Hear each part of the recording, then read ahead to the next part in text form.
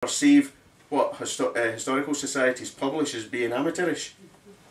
You know, they expect you would. Most people would just, that's gospel. Yeah. We found so many. Well, if you're not establishment. Sorry? So often if you're not establishment, you're not considered. Yeah, well, there you are, you see. Intellectual snobbery. We're all expecting academic or intellectual snobbery when it comes to this, because this is our passion. We're not trying to pretend to be, you know, historians or anything. We've done the research we had to do. It just turns out that nobody's ever done. What made you think about it? I don't know. Like I say in the book. When I was a child. Yeah. But when I say in the preface, I don't want to add any mystical aspect to this, but we were down in the graveyard just one September weekend, and it just erupted from there. You know, we just started to become interested in, and then we found out that George, actually that was the anniversary, 188th anniversary of his death that night. Yeah. We didn't know that at the time. You know, so it was all, you know, you would like to think, oh well, let's get these two idiots to try and relay what happened here, because nobody knows. I'm basically getting slandered for suicide, when in actual fact it's not suicide, it's virtual murder. If he actually did pull the trigger on himself, and that's not absolute. It's not absolute, because I blew it in the book actually when I said, because I was thinking, I don't know about the gun that was used. Now, there was no powder on his face. So I don't know, I said, oh, he must have had the gun, well, no, that would make the flint closer to his face, so there would have been powder. Why is there no powder on his face? You know, and so he could have easily been killed and placed in that position. Nobody was down there, but even if he did pull the trigger on himself, the reason why was because he was railroaded down that road by all these people. And can I just, where's that? Can I just read this? Yeah, you should get Morrison on it. This is George himself said this. So that's why I wanted to put this in the back. He said that plots were laid by others to oust me and secure Miss Gibson's fortune. I know well from the inquiries that were made at myself from a certain quarter. Those who interfered were far too many for me. And the words interfere and inquiries, I think, had a more serious connotation back then. But there were far too many for me. It was railroaded into this because obviously, we believe his family were possibly threatened as well, because there's a huge 40 years, because that book is the actual biography isn't written until everybody's dead. All the protagonists or whatever are all gone. You know, so I mean, like when you add it all up, and you have to add it all up, then you see a picture that has certainly not been given any. So, ladies, now, have you got any questions that you want to put to us, given what you've heard today? I only remember being taken. Let's get right. Okay, there's so many juicy bits to this. So obviously they expected this money. William Smart. So everything ended from one day to the next, basically. So you get together for 2 years, unofficially engaged, and but the parents must have known because they were meeting constantly.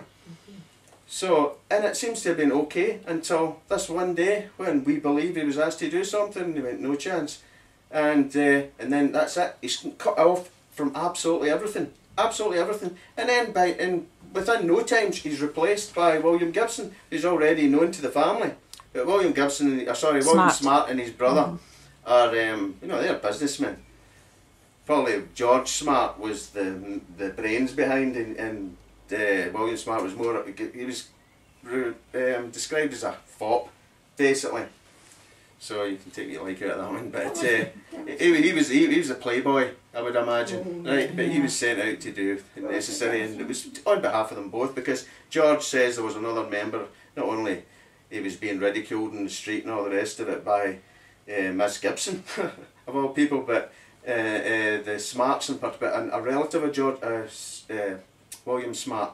That can only be George Smart. So he was being bullied constantly by these people, and these are all very powerful people.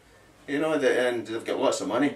I mean, they always put, you look in their grave, you know, it's like William Smart, George Smart of Cairn Bank.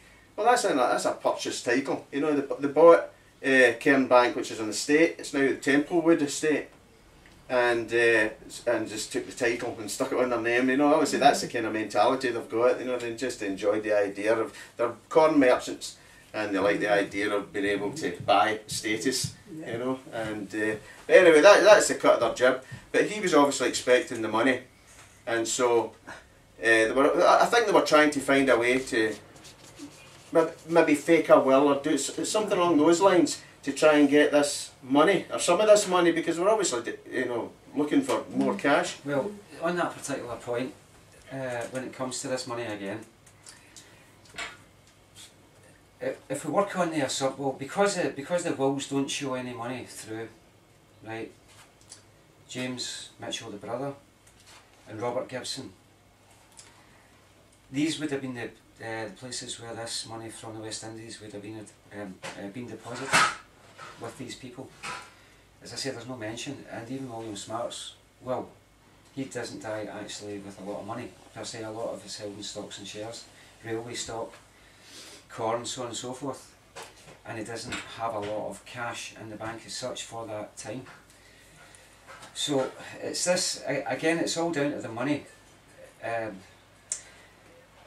Because I believe that that estate went into liquidation, trying to find this record, as I said, from the Chancery Court, it was just in the past few days there, and if I wasn't sitting down, I would have fainted. I sourced the actual record that I believe that I'm looking for, and it took me months to source this particular. We're asking a lot of questions and getting a lot of rabbit holes. This William Mitchell, there was a case heard in 1823 in the Chancery Court in London, and it was in December of that year, referring to a William Mitchell. Okay. Now, and it was to do with the wills, and it was obviously to do with the estate. But because it's very tantalising, it's that close to me, but I can't get my hands on it, I asked the archivists in Kew if they could inform me first what this record, they must have actually seen the physical record, because they told me how many pages was in it, right? But as I said to him, I said, before I go ahead with a paid search, could you just ask me one question? Is this the estate of William Mitchell from the island of Grenada? That's all you have to tell me, because that's all I need to know, because once I've got that piece of information, then I know that's exactly what I'm looking for. But they couldn't even tell me that. Well, they wouldn't. So, yeah, well, could, wouldn't, will not, just can't, and I'm finding myself in this, but it's just the way it is. So they said to me, well, if you want us to do the search on your behalf, it will cost you £25 for 15 minutes work, which I'm not a mathematician, but I'll work out £100 an hour, you know, you know what I mean? I'm in minimum wage, and I think that's probably more than what I get, you know what I mean? But anyway, that aside, enough of my worries and woes, you know what I mean? So, so it looks now that we'll have to, we've got a separate private researcher down in London who's done some, this was a researcher that done the work for us in the slave trade connection, so we're going to ask her to carry out a quick search just to establish, so that should be, but that will be fantastic information, and this really will put a tin lid on a lot of, you know, our assumptions and assertions. So as I say, we'll be putting a press release out once we've got that particular information. If the press touches that, we'll see what happens. Now that suddenly stopped as well. We were ticking along and everything just stopped dead. Is there any other questions that No, I'll just go on. Yeah. you can just go on with the conspiracy side of it? Well, no, I'll just generally, I'll finish off what I was talking about with Miss Gibson. So, William Smart is obviously, he's engaged each other to Miss Gibson very quickly, and obviously he's expecting this money to appear. And so, you know, people think George Beattie, there's even one I read where it says George Beattie killed himself on the wedding day. Well, that's nonsense, because the wedding got postponed repeatedly because he was obviously waiting to see this. But then again, he can also be sued for breach of promise if he backs out at this point in that time. So he's kind of caught between a rock and a hard place. He's made a commitment because he obviously believed they were able to get this money, and she was going to get, so he's expecting a huge dowry. Anyway, so the money has never materialised. So what's the information is even in the biography, is that she lived a life of cold, loveless comfort. he had no interest in her whatsoever. You know, he had no interest in her before the money. You know, because they were aware of who William Smart and George Smart were. But William Smart showed no interest in Miss Gibson prior to the money appearing, and she's accusing George Beattie of being after. That's the last thing that guy was interested in, was money, which he keeps giving over and over and over. You know, because that was the greatest insult she could give him. You know, was accusing him of something which was the total antithesis of his character. Anyway, so she lived basically 17 years after George, miserable.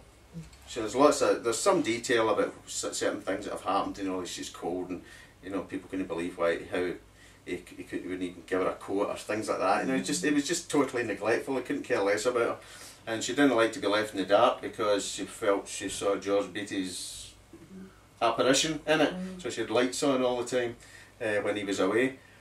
But she died 17 years later when she was 42. But the last 2 years since she was 40, she was ill and just gradually getting worse and worse and worse. So it was more because she had no life, I think, and she realised who really cared about her. Because she was obviously that's the kind of mindset she had. She was enthusiastic, but it didn't last very long if she saw a bigger carrot somewhere else. You know, that's basically it. So, but she realised, and it was George Beattie she was apparently shouting out for when she died. So, I mean, that was in Castlegate, was it, Brad? Is that what it's called? Castlestead. Castlestead. I mean, Castlestead, the job centre. Unfortunately, it's a job centre, you know, because there's so much happened in there.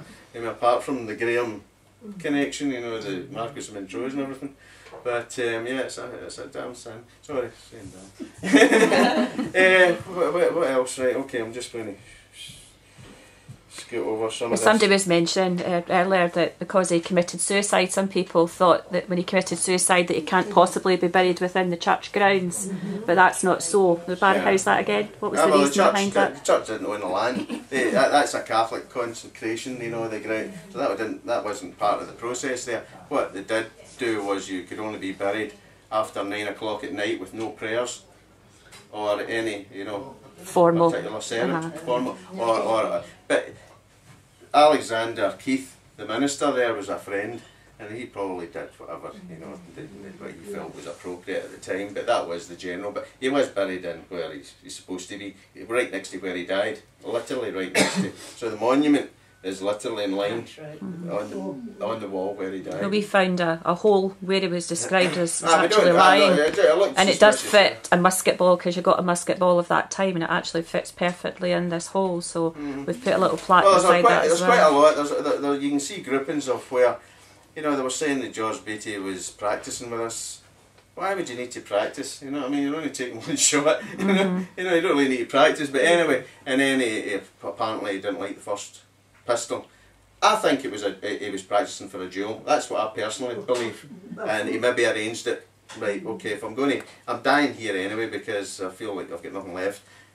I'll take you with me, or one of us will go. You know, and it makes sense that a duel was fairly common, even though I think it was illegal then. You know, but I think William Smart wouldn't be the type to. He would might agree to it. But then when there's nobody down there at that time, so anything could have happened. He could have been set upon and literally murdered, or you know, there's so much, but it doesn't make sense that he died 8 days before because it meant too much to him to have. Once you understand the story, it meant too much for him to provide for his sister, because he would have lost it all, the house, everything, all of it would have gone. And so he realised what he was doing. He was a man who realised what he was doing. Exactly. Well, that's it. Exactly. You can see in his own writings, he was he's erratic, and you know when he's writing, you can see. I hate them. I forgive them. I hate them. I forgive them. You know, he's in and out all the time. You know, because he can't believe. Somebody of a moral mindset finds it obviously devastating to try and process when somebody immoral is you know, doing that kind of inflicting that kind of suffering on them, because they don't understand, because he was the absolute polar opposite. And so I mean, like, he was generous. He was doing free work for people, legal work. And he was handing out money, left, right and centre to the poor round about, but he was working for free for the poor as well. so which is fairly uncommon at that time for professional people to actually do that. Most of them were, you know, making their money off, you know, that kind of thing. But so I mean, he was just obviously overcome. He was lucky, I suppose, that he'd been shielded from a lot of that side of life for so long. But when it did happen, so absolutely, he couldn't cope with it. They were saying the accusations of insanity and all the rest of it. Well, when you're reading what you know his statements right up to the last, he's not insane by any stretch. Yeah, he's disturbed because he's no idea why have they done this to me, you know. And he's forced right into a corner here and we believe that his family has been threatened, and that is another. You know, it makes sense because there's nothing left to George Beattie. There's no personal anything. Although he's a writer, there's nothing left whatsoever. There's only one letter in existence, and that's in the archives, and that's a letter he sent, a business letter he sent to somebody else. Everything of his, and all his writings, all his poems, all the original stuff is gone. Not one memento, not one personal, you know, belonging. There's nothing left. This gets to this touches on a sore point with me, because when I first started out in this quest, I said in order to protect us and not leave us all open to conjecture and the likes, I wanted everything primary sourced, because I carried out a lot of research on my own family myself, because I was adopted and I went looking for certain individuals in my own family. So when I went down that road, I had to make sure that everything, well, you have to go down the road that everything's properly sourced, and I applied the same logic to this project. So when we came away with a statement, dates of birth, so on and so forth, there's the record, you can't argue with it. Now when you apply this logic to these letters and all these particular writings, all I'm saying here is, at the end of the day, is show me the original documents. All these copies that were made, I know it doesn't sit well with certain people, but where are the original documents, so as we can compare like for like? Okay, that's just one point. My argument is they were obviously under threat. Yeah, well, there only is one. The original statement of facts he sent to Miss Gibson's father.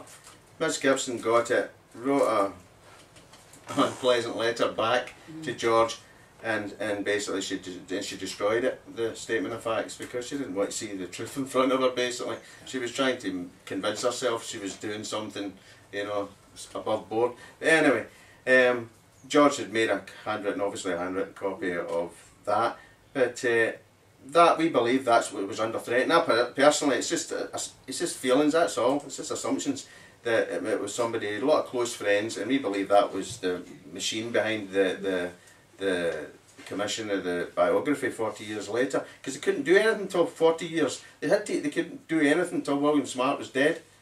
So we believe, because he's obviously a real powerful character, never mind his brother, and we believe they had the power to actually censor everything to do with George Beattie, because the people believed that Miss Gibson and William Smart and the Gibson family in general were responsible for his death. So when they did eventually get married and they arrived back at the harbour, they were chased by a mob and stoned, and they took shelter in the Star Inn in Newwind. And so, I mean, the people believed that they were the reason, so they were hated, you know, but they were obviously, you know, when you've got that much money and power, I mean, they still had a lot of money, even though the other money didn't materialise. Still had plenty of money. It's just the fact is they always want more. Nothing is ever enough. You know, they always want more, and so they still had enough to be living very grand indeed. And so, I mean, all this money. So I can remember as a child and then as a young woman, we used to walk across the bridge and down the road and along to Beattie's grave. Yeah. That was a favourite, along to Beattie's grave. And my daddy used to say, he was a poor man that helped poor folk. Well, there you go. Well, I'm glad that's been remembered at least. But I'm just going to, I forgot to mention that was how we found out, we believe we found out through the archives in Edinburgh, his actual birth or baptism date. what's actually seems to have happened was we've found the entry and the right parents and all the rest of it, and it all fits perfectly. But it's the name William, which makes no sense. So we believe it's nothing more. It's been nothing more been said, told that it's more likely that it's just been a clerical error and they've mistaken the father's forename for instead, because it's just handwritten. It's a human error, and so once that's been done, that just nobody knew exactly. So it was 18th of September. That's what we believe is his birth or baptism date. Barry, can you let the ladies know a wee bit about Isabel Gibson, who was Miss Gibson's mother, and what happened after, like with her will? Okay, yeah, sorry, well done. Right, we believe that, I personally believe that Isabel Gibson was one of the main and nasty elements to all of this story. She was the puppet master to a large degree. So she was controlling basically everything. It was her that endorsed William Smart. We're sure about that. And so once Miss Gibson died, everybody knew. Apparently, it was common knowledge that he never loved Miss. No, I keep calling Miss Gibson. I think Miss Smart, Mrs. Smart, whatever. But it was common knowledge that she wasn't loved at all. And so, but when she died, he made a big palaver about coming into church late, so he could mournfully wander up the aisle, and he was wearing his mourning outfit, and then he would go to the grave every day. But then he went abroad to deal with his grief. So he went abroad, and then he come back, and then Robert Gibson, Miss Gibson's father, died in 1828, and so Miss Isabel Gibson is living in Caneva House. On her own, with obviously quite a bit of money. It was still left, by Robert Gibson. Wow. So William Smart decided, okay, I will pay. Well, it's described as he paid extraordinary attention to his mother-in-law from then on, and ultimately she left him everything. So one way or another, he hoovered up the entire the entire Gibson estate. So he got it eventually, but whatever kind of life he had, he apparently died a miserable withered wreck in Castlestead. When did he go? 58 or something like that. 58, 1858. You kept mentioning Smarts, and all I could think of was the Smarts at Caneva House, but I didn't realise. Mrs. Smart here, she's said there's no connection. And she doesn't think so. She came to her last presentation and she stood up afterwards and said she'd like to distance herself from the said Smarts that were there before. Obviously it was her husband's family, but she said, I'd like to distance because we bought the